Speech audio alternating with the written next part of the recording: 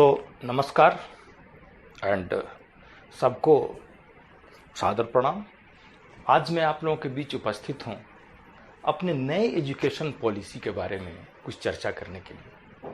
भारत सरकार ने अभी 2 दिन पहले शिक्षा नीति नए प्रारूप में प्रस्तुत किया है। It is new education policy 2020। आखिर इस पॉलिसी में है क्या, जिसके लिए हम लोग इतने उत्सुक हैं जानने के लिए। We are so curious about it, what is inside this education policy. So पहले हम नई पॉलिसी जानने से पहले हम ये जान लेते हैं कि पुरानी पॉलिसी या जो एजुकेशन सिस्टम चल रहा है ये बेसिकली किस तरह से काम करता है। सो अभी के समय में भारत सरकार के द्वारा जो प्रस्तावित है उसके अनुसार क्लास 1 से शुरू होता है, क्लास 10th, 10+2, 11, 12th, उसके बाद graduation, that is higher education. So Bharat सरकार के द्वारा जो प्रारंभिक शिक्षा 10+2 के बेसिस पे है, 10th में बोर्ड, अगेन 12th में बोर्ड। 10 तक कोई ऑप्शन नहीं है, सबको सब कुछ पढ़ना है, चाहे उसको इंटरेस्ट हो या ना हो, सब कुछ पढ़ना है। 10th के बाद, बोर्ड के बाद उसके सामने ऑप्शन मिलते हैं, साइंस, आर्ट्स, कॉमर्स और ह्यूमैनिटीज़, कुछ और जो भी होता हो, लेकिन उसमें भी बंधे हुए हैं सब्जेक्ट। अगर किसी को साइंस लेना है तो फिजिक्स केमिस्ट्री मस्ट है पढ़ना, या तो मैथ्स ले, बायो ले, या बायो लेके मैथ्स एक्स्ट्रा रख सकता है, बट मैथ्स लेके बायो नहीं रख सकता है। बहुत सारे रिस्ट्रिक्शन। ऐसे छात्र हो सकते हैं जिनको फिजिक्स में इंटरेस्ट है बट केमिस्ट्री में नहीं है, फिर भी उनको पढ़ना है अभी। सो ये सब बाध्यता देखते हुए मुश्किल थी।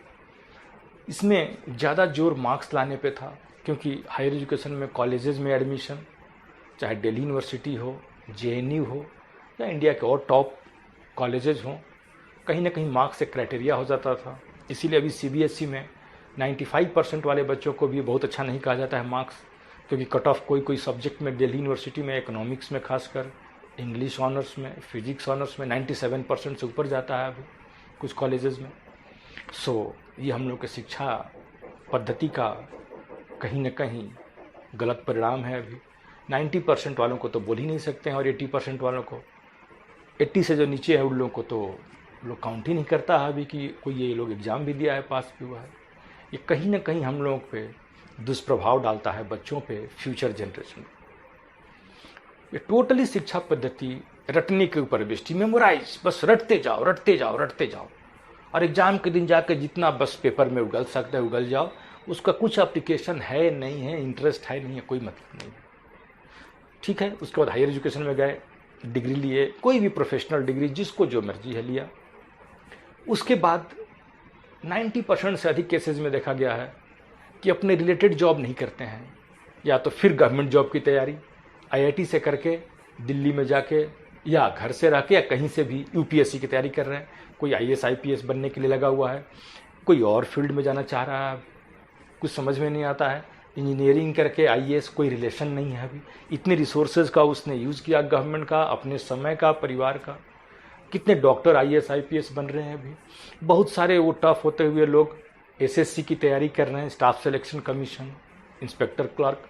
आखिर हो क्या रहा है ये? कहीं ना कहीं शिक्षा पद्धति का बहुत बड़ा दोष है इसमें अभी, और इसे दूर करना बहुत ज़रूरी था।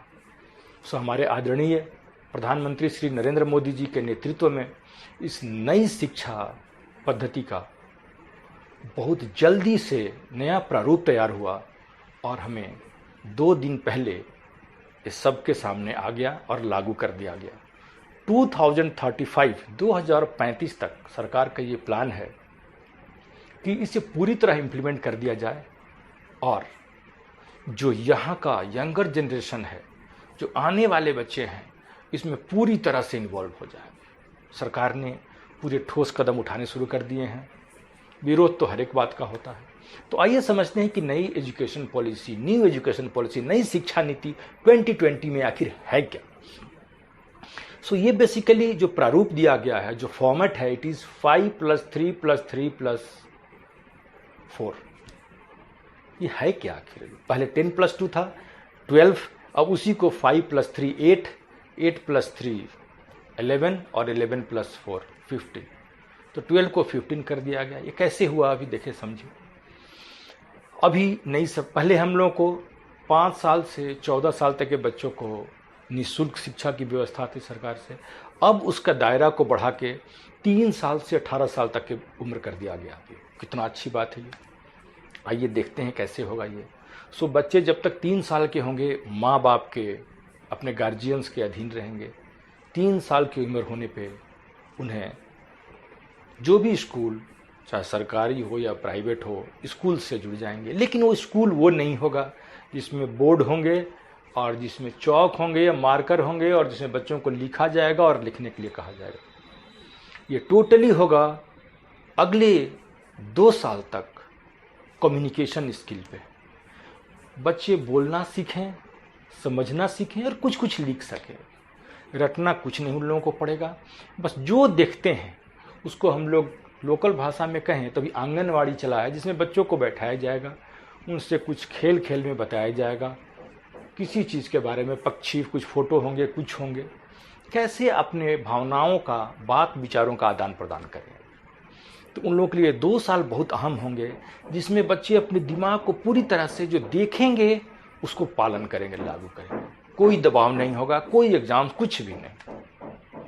इसके अगले 2 साल हो गए, अगले 3 साल जो 5 है, 2+3, अगले 3 साल में बच्चों को हर एक चीज़ का बेसिक्स के बारे में कुछ कुछ बताया जाएगा। जैसे हम लोग स्काई देख रहे हैं, क्या है स्टार, क्या है, क्यूरियोसिटी डेवलप किया जाएगा बच्चों में। जो दिख रहा है सराउंडिंग को, अब उसमें दिमाग को थोड़ा सा लॉजिकल थिंकिंग की तरह सोचना शुरू करेगा बच्चा। थोड़ा थोड़ा बिल्कुल, अभी फिर भी कोई एग्जाम्स नहीं, कुछ नहीं, बहुत आराम से था। न टेस्ट कॉपी का बर्डन, न बुक्स का बर्डन, न बैग का बर्डन, कुछ भी नहीं। सबसे मुख्य बात, स्कूल को बच्चों की मातृभाषा में ही सिखाना होगा। बच्चों की मातृभाषा पहली प्रायोरिटी होगी। जैसे बिहार झारखंड में हिंदी हो गई, हिंदी में ही बताना होगा, क्योंकि बच्चे बहुत सहज महसूस करेंगे, कन्वीनियंट फील करेंगे, इसलिए हिंदी का पालन करना पड़ेगा। उनको ही तरह हंस के समझाना पड़ेगा, खेल खेल में सिखाना होगा। ठीक है, क्लास 3 निकल गया बच्चे। अब आते हैं 4, 5, 6, 5 इधर हो गया, अब 3। तो 5+3 में 3 के बाद अब फिर से थोड़े से इसी को बेसिक को एडवांस कर दिया जाएगा। फिर भी बुक का बहुत नामो निशान के बराबर होगा।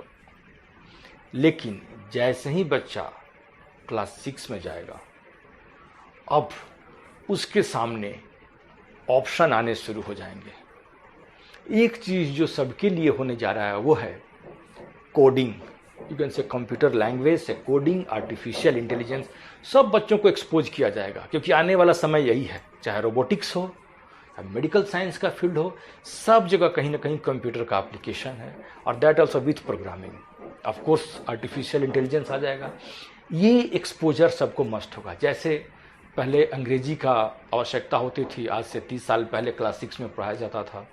अब रोबोटिक्स आ जाएगा, आर्टिफिशियल इंटेलिजेंस आ जाएगा, कोडिंग आ जाएगा। सोचिए कि जो यूएस में अभी बच्चे 6 में पढ़ते हैं, जब इंडिया में पढ़ने लगेंगे तो हम लोग खुद विकसित हो जाएंगे, हम लोगों को नौकरी के लिए कहीं बाहर जाने की जरूरत नहीं पड़ेगी। अब आते हैं, इसके अलावा बच्चे के पास धीरे धीरे सब्जेक्ट्स आने शुरू हो जाएंगे, साइंस के, कुछ मैथमेटिक्स के, आर्ट, कुछ कल्चर से related extra curricular activity, sports, painting, drawing, कुछ भी बच्चा कर सकता है। क्लास 8 तक बच्चा का ग्रुप होते रहेगा, पढ़ते रहेगा, थोड़ा बहुत इसमें अपना कंप्यूटर से रिलेटेड, स्पोर्ट्स में सब कुछ चलता रहेगा। कोई बाध्यता नहीं होगी कि उसको क्या पढ़ना ही है। एग्जाम का कोई हार्ड एंड फास्ट रूल नहीं होगा। जो कुछ एग्जैल्यूएशन होंगे वो डेली बेसिस पे, क्रिएटिविटी के बेसिस पे होंगे, बट कंपैरेटिव स्टडी बच्चों का तुलनात्मक नहीं होगा। अब आते हैं असली बात, 9, 10, 11, 12। जो अभी हम लोग 10th के बाद सडन बच्चों को मिलता था 11, 12, अब क्या करें, कोई साइंस ले रहा है, उसको डॉक्टर बनना है, किसी को इंजीनियर बनना है, किसी को सीए बनना है, किसी को आईएएस बनना है, किसी को बीडीओ सीओ बनना है, इंस्पेक्टर। परेशान अभी क्या करना है, 2 साल उन लोगों के लिए सडन प्रेशर। 10th तक कोई प्रेशर नहीं, 11, 12 सडन लोड आ गया। इसी बीच में कुछ कोचिंग इंडस्ट्री भी इसका फ़ायदा उठाने लगी और उन्होंने बोला हम क्लास 5 से तैयार करेंगे बच्चों को आईआईटी के लिए, मेडिकल के लिए, लॉ के लिए, एंड पूरा ही बच्चों का भविष्य अंधकार में होने लगा, उनका क्रिएटिविटी ख़त्म होने लगा, नो लॉजिकल थिंकिंग। इस सब को बंद करने के लिए सरकार ने क्लास 8 तक फ्री रखा। 9, 10th, 11th, 12th 4 साल में ही बच्चों को क्लास 9 से ही ऑप्शन मिल गया। अगर कोई बच्चा पढ़ना चाहता है फिजिक्स पढ़े, अगर उसको फिजिक्स के साथ हिस्ट्री पढ़ना है हिस्ट्री पढ़े, पॉलिटिकल साइंस पढ़ना है पॉलिटिकल साइंस पढ़े, अगर उसको केमिस्ट्री के साथ जियोग्राफी पढ़ना है जियोग्राफी पढ़ सकता है। अगर उसको केमिस्ट्री के साथ फुटबॉल में इंटरेस्ट है, फुटबॉल उसका स्पोर्ट्स एक्स्ट्रा करिकुलर एक्टिविटी खुद सब्जेक्ट हो जाएगा। अगर उसको पेंटिंग करना है पेंटिंग खुद सब्जेक्ट हो जाएगा। ऑप्शन उसके पास खुले हुए हैं। सो 9, 10th, 11th, 12th बच्चे बाध्य नहीं होंगे। 4 साल का दायरा, बहुत बड़ा सोच। अगेन यहाँ पे जो एग्ज़ाम्स होंगे डेली बेसिस के इवैल्यूएशन पे, अभी जैसा नहीं कि एग्ज़ाम जब है 1 महीने बच्चे बुक्स के क्वेश्चंस रटे जा रहे हैं, एग्ज़ाम में जाके बस उगल दिए, वहाँ पे मार्क्स आ गया 98%, खुश हैं, कॉलेज मिल गया, बाद में क्या करे पता नहीं है, बैठ के सरकारी नौकरी की तैयारी कर रहे हैं। ऐसा नहीं। क्रिएटिविटी, अगर बच्चा का फिजिक्स अच्छा है क्लास 9 से, he can continue physics till 12th with जो भी मर्जी हो एक्स्ट्रा एक्टिविटी। स्पोर्ट्स तो हमको लगता है कि सारे बच्चे ही कुछ ना कुछ ले लेंगे, क्योंकि फिजिकल फिटनेस भी जरूरी है। सो अब ये सारी बाध्यता खत्म होते होते एक सब्जेक्ट पर जिसका इंटरेस्ट है फोकस कर सकता है। अब क्लास 12th के बाद जो हायर एजुकेशन आते हैं वो एक्चुअल में हायर एजुकेशन होगा। अब उसमें बच्चे अपने इंटरेस्ट के बेसिस पे जाएंगे। इंजीनियरिंग वही पढ़ेंगे जिनको इंटरेस्ट है, मेडिकल वही पढ़ेंगे जिनको इंटरेस्ट है। ऑफ कोर्स एडमिशन के लिए रिटेन टेस्ट होगा या मार्क्स हो, लेकिन अब मार्क्स का क्राइटेरिया रटने पे है नहीं। अगर रिटेन टेस्ट होता भी है तो उसमें भी क्वेश्चंस ऐसे बिल्कुल नहीं होंगे कि जो याद करके और आंसर कर दे। कहीं ना कहीं लॉजिकल थिंकिंग से ही आंसर होगा, प्रैक्टिकल स्किल से होगा। जैसे कोई बोल दे कि पहले हम लोग बल्ब यूज़ करते थे, फिलामेंट बल्ब, देन CFL आ गया। CFL का फुल फॉर्म क्या है, CFL के फ़ायदा क्या थे, देन LED आ गया, LED का फुल फॉर्म क्या है, LED के फ़ायदे क्या हैं, अभी क्यों LED यूज़ कर रहे हैं, अभी इतना ज़्यादा पॉपुलर क्यों हो रहा है LED। अभी कुछ न कुछ प्रैक्टिकल एप्लीकेशन है। अगर बल्ब नहीं जल रहा है तो क्या क्या फॉल्ट हो सकता है। अगर कोई ट्यूबलाइट ऑन नहीं हो रहा है तो क्या फॉल्ट हो सकता है। अगर फ़ैन को उल्टा घुमा दें तो क्या होगा, हवा आएगा कि नहीं आएगा। फ़ैन में 3 ब्लेड है, अगर 4 ब्लेड कर दें तो क्या होगा। कहीं ना कहीं लॉजिकल थिंकिंग के ऊपर क्वेश्चंस होंगे। ऑफ कोर्स वही बच्चे उसको निकाल पाएंगे, क्रॉस क्लियर कर पाएंगे जिनका खुद लॉजिकल थिंकिंग अच्छा है। कोई कोचिंग इंस्टीट्यूट, कोई स्कूल, कोई गाइड उसको उस लायक नहीं बना सकता है। सो क्रिएटिविटी बच्चों का 3 साल की उम्र से ही चलने लगेगा, जब तक वो प्रोफेशनल कोर्स में चले नहीं जाते हैं। और वहाँ जाने के बाद तो एक बार 18 ईयर्स में माइंड बच्चों का जब डेवलप हो जाता है, खुद ही सोच लेंगे। अब वहाँ से प्रोफेशनल कोर्सेज निकलने के बाद बच्चे कभी इधर उधर नहीं भटकेंगे, ना ही सोचेंगे कि हमको इंजीनियरिंग किया IAS बनना है, IPS बनना है, क्योंकि उनका इंटरेस्ट उनको लेकर गया है। सो न्यू एजुकेशन पॉलिसी ने सब कुछ बदल के रख देगा। और हम उम्मीद करते हैं कि आने वाले समय में इवन उन लोगों के लिए जो अभी क्लास 11th में है, क्लास 12th में है, क्योंकि उन्हें भी हायर एजुकेशन करना है, अब नए तरीके से सोचना होगा। जिन्हें भी इंजीनियरिंग, मेडिकल या लॉ किसी में इंटरेस्ट नहीं है, अपने पेरेंट्स के दबाव में ना पढ़ें, खुद इंटरेस्ट अगर है तभी जाएं। अदरवाइज जिसमें इंटरेस्ट है उसको अभी से अपना फ्यूचर बनाने के लिए सोचें, क्योंकि वही आने वाला समय है।